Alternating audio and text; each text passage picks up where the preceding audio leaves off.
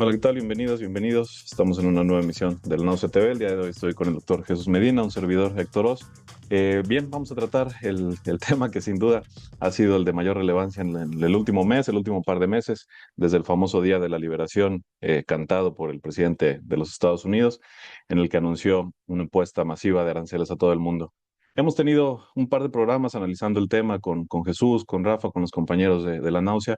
Nos hemos enfocado un poco en las intenciones, en la política del todavía hegemón o de la potencia, eh, de una de las principales potencias del mundo, que es el caso de los Estados Unidos, en términos de su política interna. Hemos barajeado algunas hipótesis de trabajo, particularmente pensando o señalando el hecho de que esta imposición de aranceles a diestra y siniestra pues responde más que a un sentido económico, a una estrategia de carácter geopolítico, ¿no? De reacomodo de los Estados Unidos en un contexto distinto, después de crisis económicas, con guerras de por medio, pero que bueno, lo que hemos intentado analizar desde los diversos programas de la Náusea TV, que por supuesto les invitamos a revisarlos, es que precisamente la política de Donald Trump tiene un objetivo concreto y que es más o menos digamos, prolongar la caída del hegemón norteamericano, intentar rescatar ciertas cuestiones y sobre todo en términos, como lo decía yo, en términos geopolíticos, pues afianzar esas relaciones que se habían tenido históricamente, sobre todo con sus dos áreas de influencia más cercanas, no solamente en términos geográficos, sino sobre todo en términos culturales, políticos, ideológicos,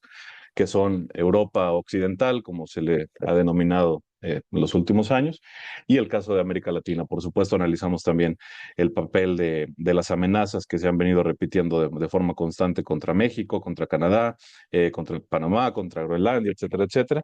Pero bueno, el día de hoy queremos, pues digamos, tocar el otro lado de la cuestión que, si bien lo hemos mencionado en cada uno de los programas, en función de que no lo podemos dejar de lado, pues hoy queremos enfocarnos un poquito en el otro contendiente, ¿no? Cuando dijimos que se trata de una estrategia geopolítica por parte de los Estados Unidos, la hipótesis que está de fondo, la hipótesis que subyace todo el planteamiento que hemos realizado aquí, es que efectivamente el contrincante no es el mundo entero, el contrincante no es el libre mercado, el contrincante es China, es el hegemón o la nueva potencia que viene surgiendo con bastante fuerza durante todo este primer cuarto del siglo XXI, durante estos 25 años, por supuesto con una carrera desde antes, pero que bueno, a partir de los 2000 vemos ciertos cambios en la forma de operar, tanto interna como externamente de la potencia asiática.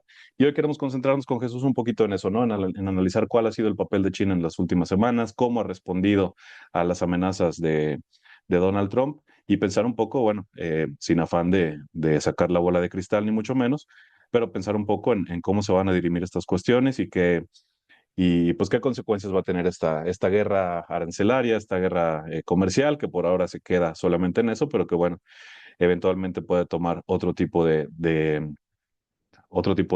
derivas, sin que con ello estemos anunciando una tercera guerra mundial, ni mucho menos, pero que sin duda, bueno, vale la pena ver cómo se desenvuelven los acontecimientos en un contexto en el que, repito, pues lo que está de fondo es el cambio de hegemonía en el sistema mundo, ¿no? Por poner un poco de contexto y darle pie a Jesús, pues nada más señalar esa escalada de aranceles. Lo vimos el 2 de julio, el 2 de abril se anunciaron para todo el mundo, se anunció una pausa de 90 días para muchos países, con México y con Canadá ya estaba cantada la situación, seguimos esta semana poniendo aranceles a ciertos productos, etcétera, pero sin duda lo que respalda la hipótesis que hemos venido planteando, sin duda lo que vimos fue que el más afectado, digamos, el contendiente más directo fue el caso chino, en donde, bueno, se dio una escalada del 20%, del 34%, del 80 y tantos.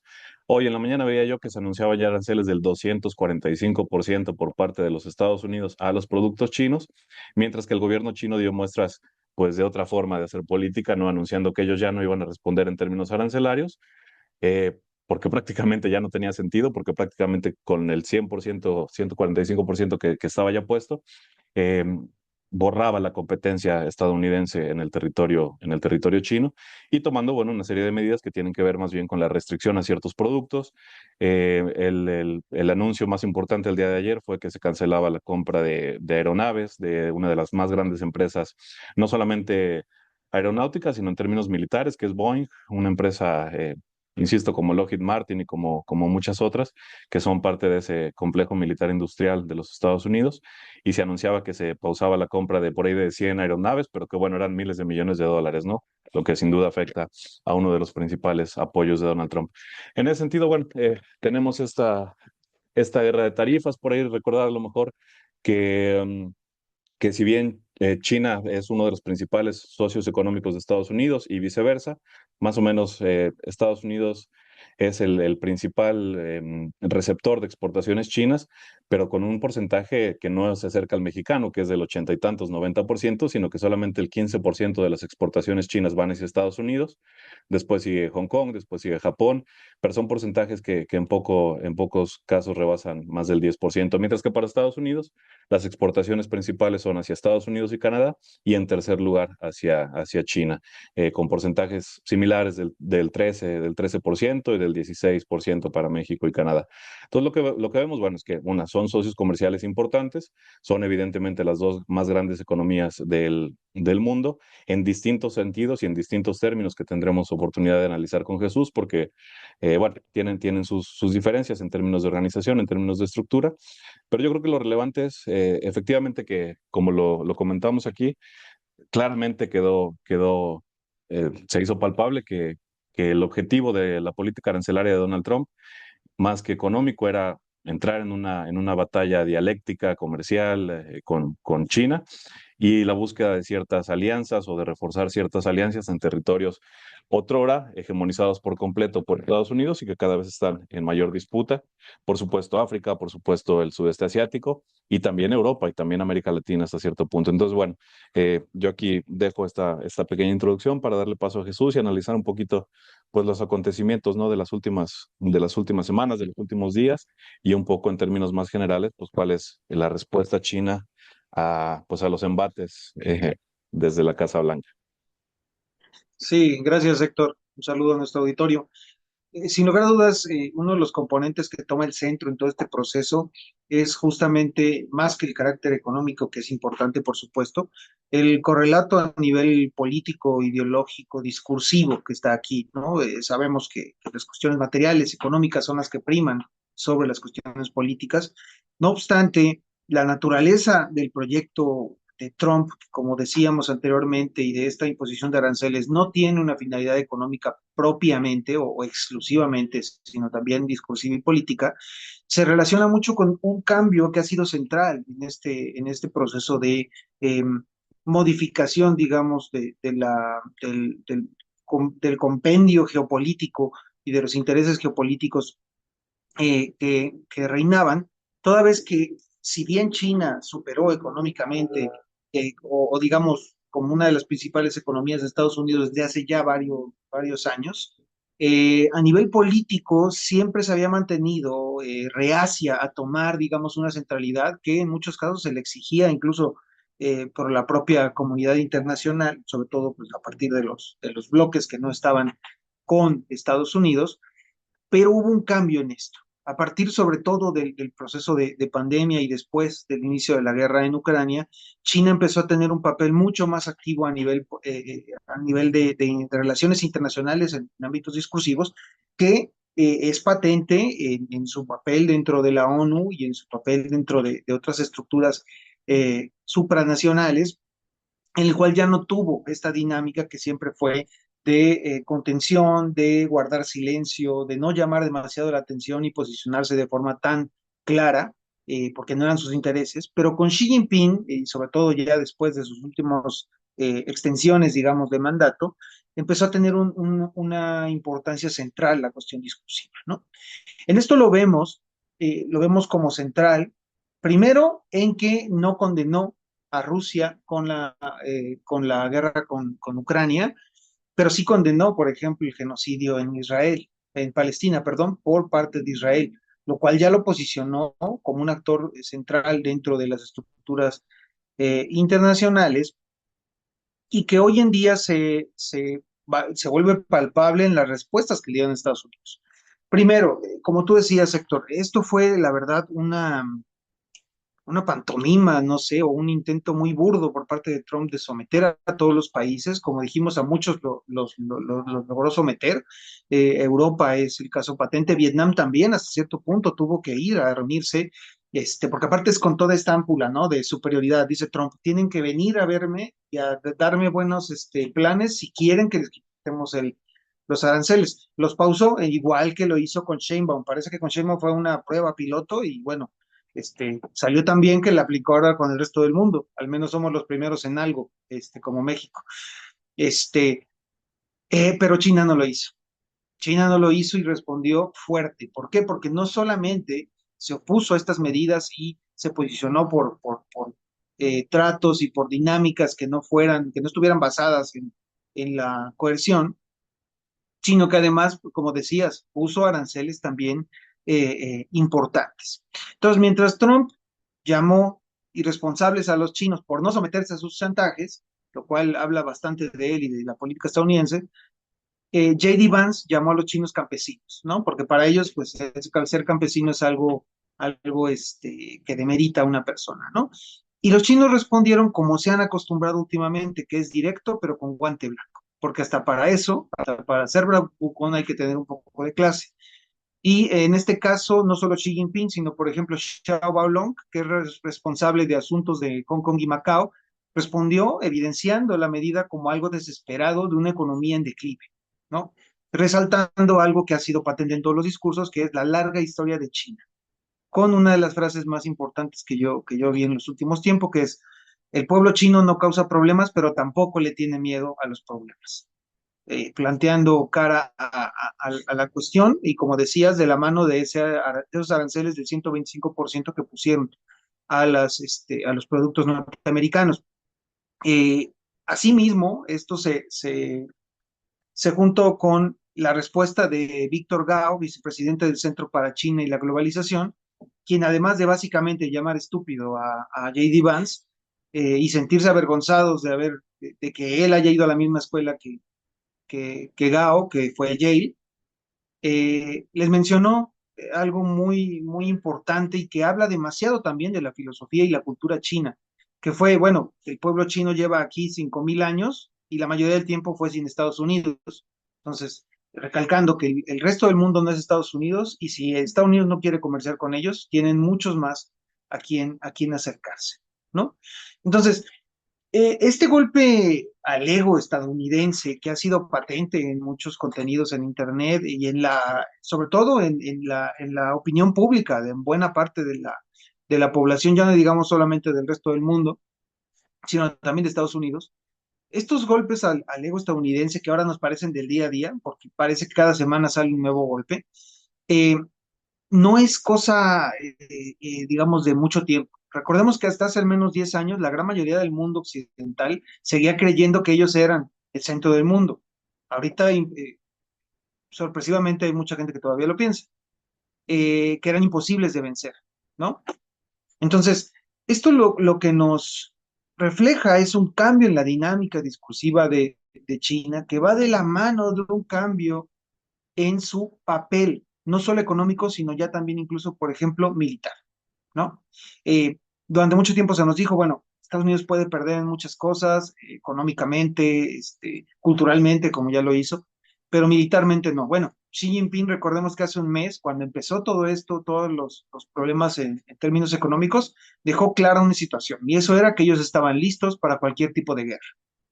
Lo que de la mano de los megaproyectos que se han impulsado a nivel militar, nos deja claro incluso que ni siquiera en el ámbito militar los Estados Unidos tienen las de ganar.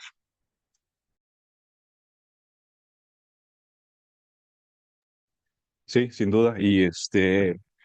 Y como decía yo, no es que estemos agorando el inicio de la Tercera Guerra Mundial, ni mucho menos, ¿no?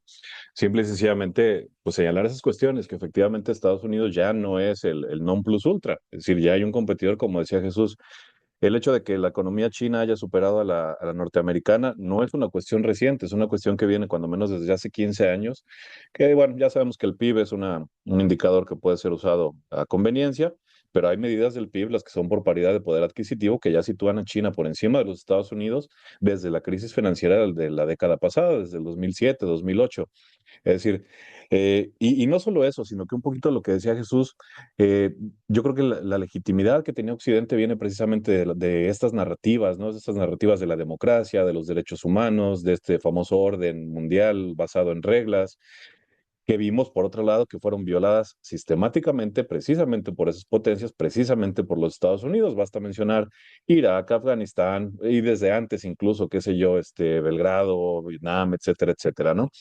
Mientras que la legitimidad del gobierno chino tiene otra naturaleza y es una naturaleza que viene efectivamente de una sociedad más consolidada en términos, una, de estabilidad económica, y ni siquiera hablemos del comunismo o de la falta de democracia o del autoritarismo, no, simple y sencillamente que es una sociedad que funciona, es una sociedad funcional que no atraviesa las crisis por las que vemos que atraviesan la gran mayoría de países de Occidente, enfocados por supuesto en el caso europeo y en el caso norteamericano. Inmigración, drogadicción, desempleo, etcétera, etcétera, etcétera. ¿Esto quiere decir que la economía china es perfecta y que va como una bala? Pues no. Es decir, la primera década de los 2000 fue precisamente aquella en la que China era la famosa fábrica del mundo, ¿no? Todo el mundo escuchamos esa cuestión. Lo cierto es que el día de hoy ya no lo es. Y, por ejemplo, por eso a lo mejor se explican un poco los acuerdos de Vietnam con los Estados Unidos. Hoy la fábrica del mundo son esos países, Vietnam, Indonesia, ya no es China. China está enfocada ya no en copiar como nos quieren vender, que solamente copiaban productos occidentales, ya ni siquiera en manufacturar productos baratos, aunque lo sigue haciendo. China está enfocada en las grandes cuestiones de la tecnología de punta, ¿no? Inteligencia artificial, por supuesto, computación cuántica, la parte militar con avances que efectivamente no hemos visto, pues porque China no ha estado en una guerra, al menos causada por ellos desde hace más de 500 años, ¿no? Pero efectivamente hay rubros de la tecnología, mucho se maneja esta cifra, que bueno, a lo mejor se puede poner a discusión, ¿no? Pero que de las 50, 60 tecnologías de punta, China le lleva a la delantera a los Estados Unidos y a Occidente por extensión, en el 75 o en el 80% de ellas, ¿no? Que a lo mejor podríamos entrar a debate punto por punto, caso por caso, pero lo cierto es eso, ¿no? Que a pesar de que la economía china enfrenta ciertos problemas que tienen que ver, para empezar, con una población enorme, ¿no? Con una crisis relativa de consumo, pero es una crisis relativa de consumo que está causada precisamente porque el ciudadano chino está acostumbrado a ahorrar. En economía tenemos un término que es el de propensión marginal al ahorro. La propensión marginal al ahorro del chino es altísima comparada con quién, con el mayor mercado del mundo, y esa ha sido la mayor base de Donald Trump a la hora de negociar. Somos Ni siquiera dice somos el país más importante del mundo, ni siquiera dice somos el lugar de la democracia. ¿Qué es lo único que dice? Somos el consumidor más grande del mundo y por eso a las empresas les conviene venir a vender a los Estados Unidos. Eso es lo que Pero está ojo, aventando por enfrente, sí. pero ojo, eso tiene también una respuesta que ya se dio también por varios dignatarios chinos, que es, bueno, para empezar, lo que todos sabemos, el comercio de Estados Unidos, perdón, el consumo de Estados Unidos está sustentado en la deuda. No solo el consumo a nivel de los individuos, sino pues de toda la economía estadounidense. Todos están Claro. empeñados. Número uno. Y número dos, algo que se mencionaba, y decían, la clase media china es más grande que la población norteamericana. Entonces, China es un megamercado que está despuntando cada vez más. Y eso no se refleja nada más en un discurso por parte del Estado, etcétera. Se refleja en que las compañías europeas o en las compañías como, por ejemplo, la de Elon Musk, Musk no quería un conflicto también con China porque es su mayor mercado. Porque la clase media y la clase alta que está despuntando cada vez más en China son los que están consumiendo cada vez más. Aparte, por supuesto, de una serie de políticas que incentivan el consumo por parte del gobierno chino, que algunos ven mal, como si Estados Unidos y Europa no lo hubieran hecho también ya hace 30, 40 años. No, y con la creación a partir de la pandemia de miles y miles de millones de dólares en deuda, como tú decías, ¿no? Que es lo que provocó inflación y etcétera, etcétera. Y sí, vaya, yo lo que me refería es que China no tiene una situación, digamos, que no tenga problemas, enfrenta sus problemas internos. Pero lo que decía yo al principio, la legitimidad del gobierno chino viene precisamente de la estabilidad económica que puede generar y que es capaz de enfrentar esas problemáticas, ¿no? El caso más claro lo tuvimos cuando pasó lo de Evergrande, no sé si recuerdan esta famosa compañía inmobiliaria. Todo el mundo anunciaba que íbamos a tener una crisis de la vivienda en China como la que se vivió en el 2008 a partir de las crisis subprime.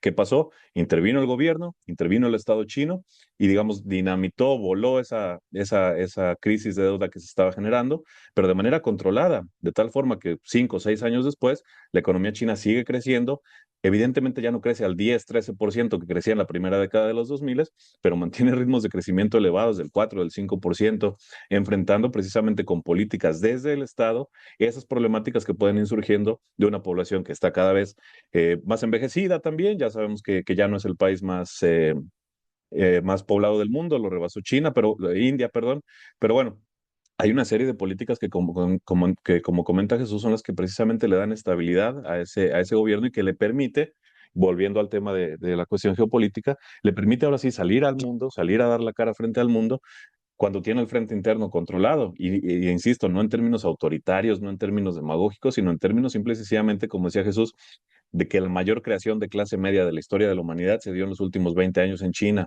Estamos hablando de 800 millones de personas, que son, como dice Jesús, más que el continente europeo, más que el continente americano. Entonces, efectivamente, yo creo que ahí está la cuestión, ¿no?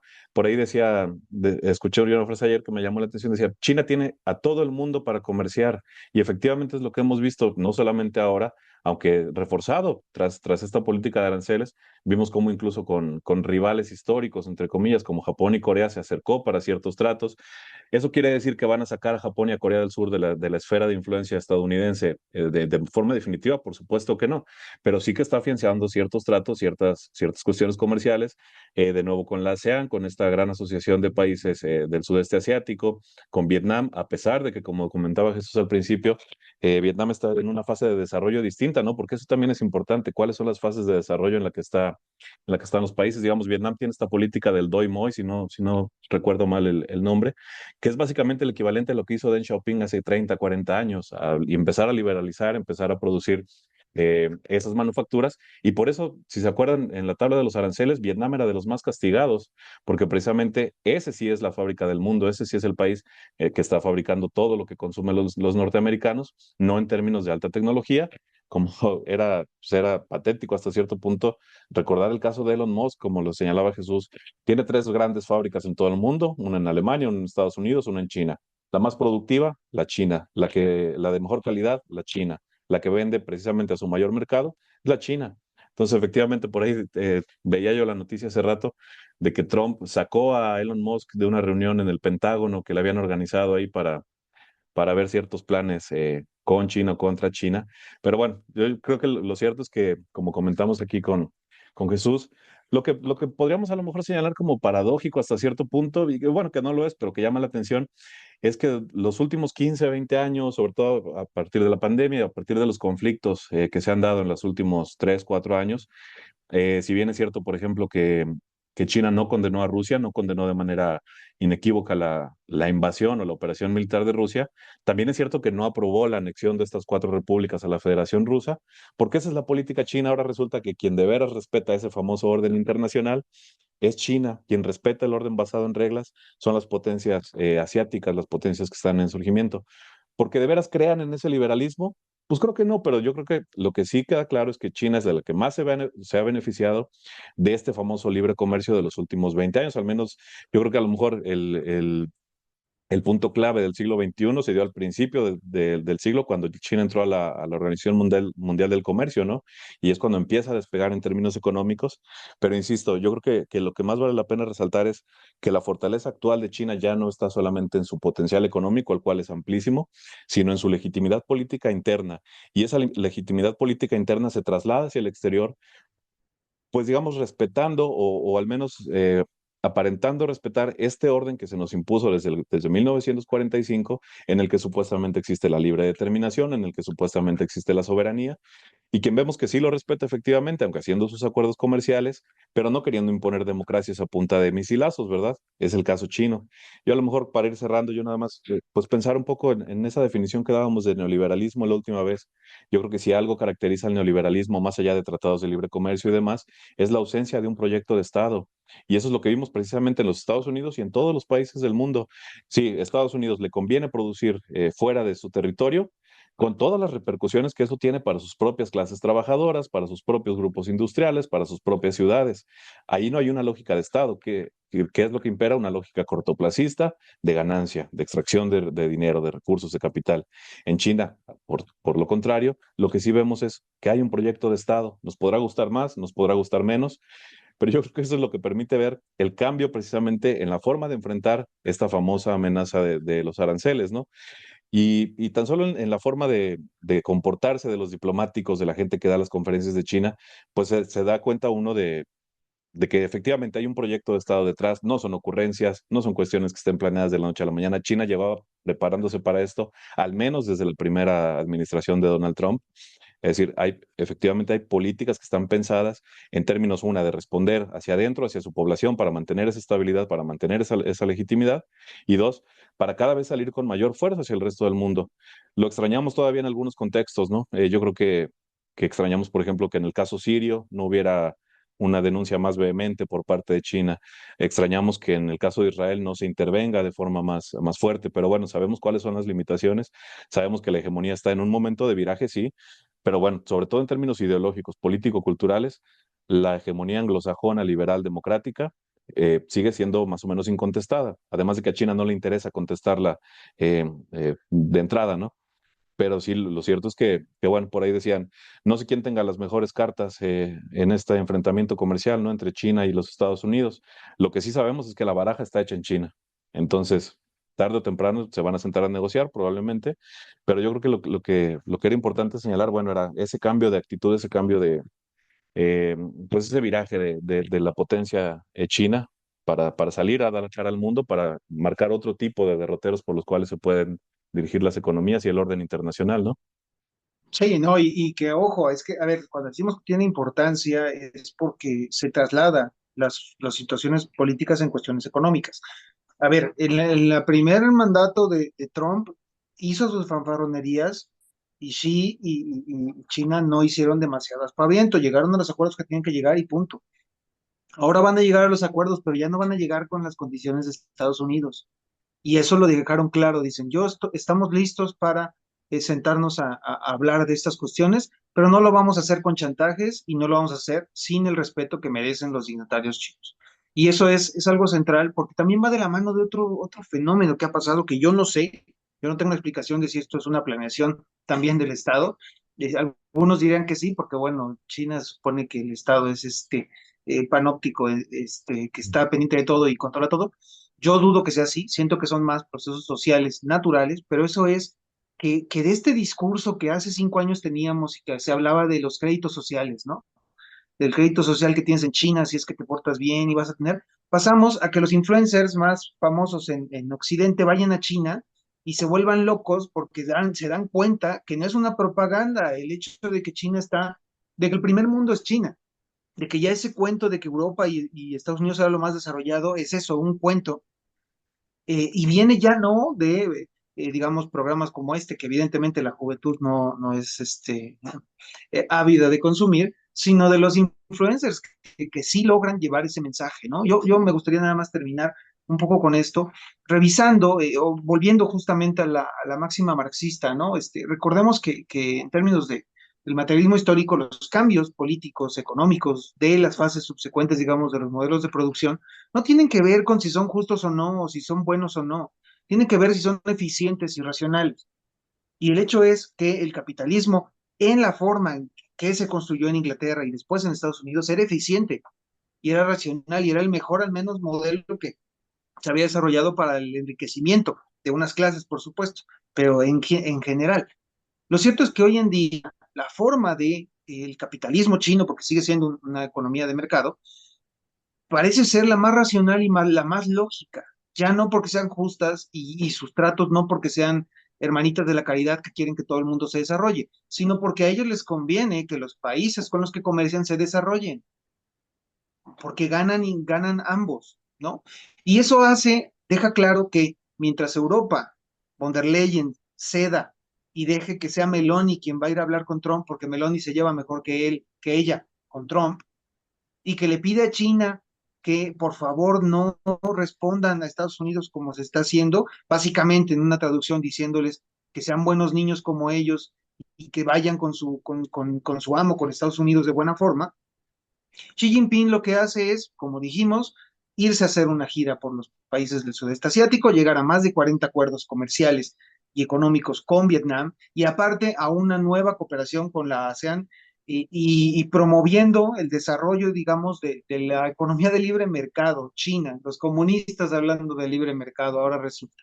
Pues bueno, ese es el entorno que tenemos hoy en día y en el cual se hace patente que esta lógica estadounidense de volver a América grande otra vez con la reindustrialización es un mero cuento. ¿A poco ustedes creen que si las empresas que están fabricando en China con márgenes de productividad muy grandes, que si se van a Estados Unidos van a lograr hacerlo de esa forma, con esos costos? O si acaso que van a tener la mano de obra especializada capaz de poder hacer esos trabajos, evidentemente.